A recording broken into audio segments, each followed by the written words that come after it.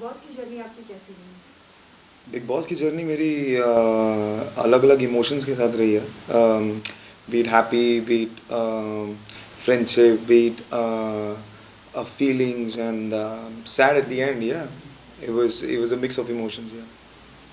फिर क्या कुछ कैसा रिएक्शन था जब पता चला कि आप इविक्ट होने वाले हो? क्योंकि बाहर भी सभी ऑडियंस का बहुत बेसब्री से वो भी इंतजार कर रहे थे कि इस फ्राइडे कौन निकलने वाला है। क्या कुछ रिएक्शन आपका था जब आपको पता चला? मेरा रिएक्शन बहुत शॉकिंग था. मतलब मुझे पता ही नहीं था कि हुआ क्या अचानक से. बिकॉज सलमान से started playing.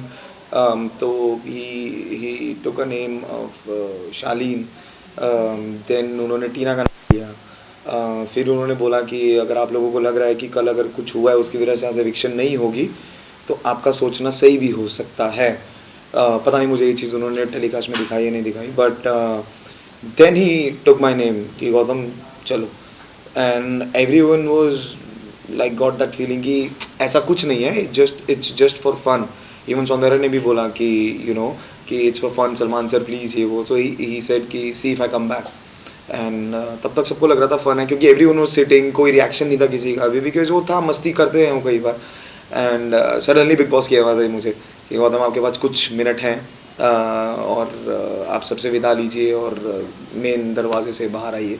And from there it's उसके बाद मेरे साथ क्या हुआ वहाँ से लेके बार वैनिटी तक आई हैव नो आइडिया.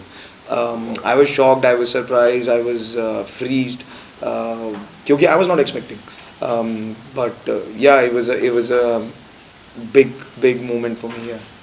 फिर जानना ये भी चाहेंगे कि बिग बॉस के घर के बाहर आने के बाद पूरी शेड्यूल चेंज हो जाती है। सबसे ज़्यादा क्या मिस करते हो? वेल मॉर्निंग जैसी स्टार्ट होती है बिग बॉस के घर में. बिग बॉस के घर के बाहर आने के बाद क्या मिस कर रहे हो बिग बॉस के घर की चीज़ें? हाँ, बिग बॉस के घर की चीज़ें आई थिंक चुगली जो सब करते थे. I think that was the sea I always had fun inside. We used to sit, drink tea and have breakfast and stuff. I was captain twice. So मैं सबको ड्यूटी एलोकेट्स करना और वो सब करना. तो it was a kind of responsibility I had. और बाहर आके मैं यही मिस करता हूँ कि it was a different feeling, different emotion there was inside. But मुझे कहीं ना कहीं थिंक वो क्लोजर नहीं मिला. तो I think that's the thing got stuck inside में कि वो क्लोजर नहीं मिला. वो मिलना ज़रूरी था. इसलिए but apart from that it was all happy fun. Gautam क्या लगता है आपको निकलना चाहिए था कि और कोई कंटेस्टेंट्स भी निकल सकते थे? क्योंकि और भी लोगों की उम्मीद थी, कई लोगों के ट्वीट्स भी आए, बहुत से लोगों के कमेंट्स भी आए कि गौतम नहीं निकलना चाहिए।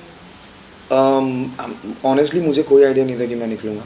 And I am not saying with a pride और anything but I knew myself. और मुझे पता था कि what kind of person I M.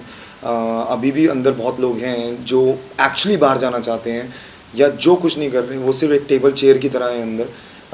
I don't want to से इट बट वो पिछले 7 हफ्ते से वही दिख रहा है. तो आई थिंक मैं डिज़र्व नहीं करता था अभी बाहर आना.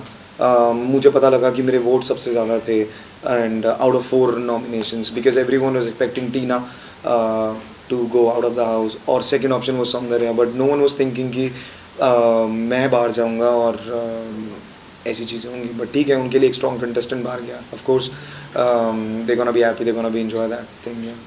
फिर घर के बाहर आने के बाद क्या ऐसा लगा कि मेरी गलती कहीं ना कहीं ये थी और मुझे ये नहीं करना चाहिए था? सी गलती नहीं बोलूँगा मैं. I think it was just the part of the game, it was part of the process. क्योंकि बाहर जब आप होते हैं तो आपको बहुत चीज़ें दिखती हैं, सोशल मीडिया पे सुनाई देती हैं. बट जब आप अंदर होते हो आपकी दुनिया वो 14-15 लोग ही होते हैं. तो आप जो करते हो उस पर्सपेक्टिव के हिसाब से सोचते हो. जैसे हम बचपन में जो भी करते थे अपने माँ बाप के हिसाब से करते थे कि उनको बुरा ना लगे या उनको हम हर्ट ना करें कहीं ना कहीं चीज़ों में. तो आई थिंक मुझे ऐसा लगता है कि मैं जो अंदर मैंने जो भी डिसीजंस लिए, चाहे वो कैप्टनसी का था या वो टास्क में थे या कोई भी डिसीजन थे, आई थिंक मैंने as an individual I was trying to play fair. मैंने प्रियंका के ऊपर अब्दू को भी चुना नॉमिनेशंस में बिकॉज मुझे लगी कि प्रियंका स्ट्रॉन्ग प्लेयर है. ऑफ कोर्स रिगार्डलेस मुझे बोला गया कि मैंने लैंड माइन के ऊपर पैन रख दिया कि अब्दू की तरफ से मुझे हेटरेड मिलेगी. I was like I don't care. Sajid Khan की वर्डिंग थी. I was like I don't care क्योंकि मुझे जो सही लगा मैंने वो किया.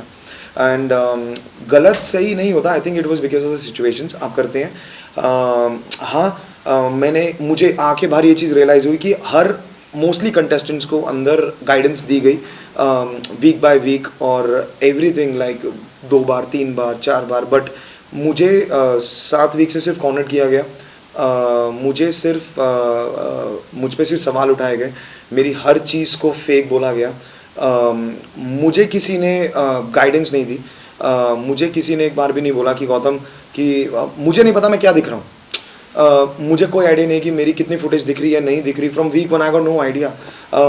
तो वो कहीं ना कहीं क्योंकि Salman sir was the only way of connection with audience with us, तो मुझे कहीं ना कहीं वो है डिसहार्टन हूँ कि वो शायद मुझे कहीं ना कहीं एक लाइट अप कर सकते थे चीज़ों को लेके।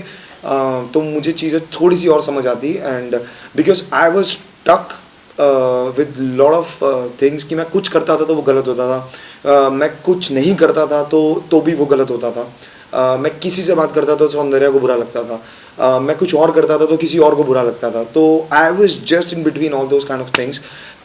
आई नो आप अपने लिए खुद चीज़ें करते हो, बट ठीक है, आई थिंक हर बंदे को एक चांस होना चाहिए या एक बेनिफिट ऑफ डाउट मिलना चाहिए आई थिंक। तो वो मुझे नहीं मिला कहीं ना कहीं, सो या that's why I am disheartened. या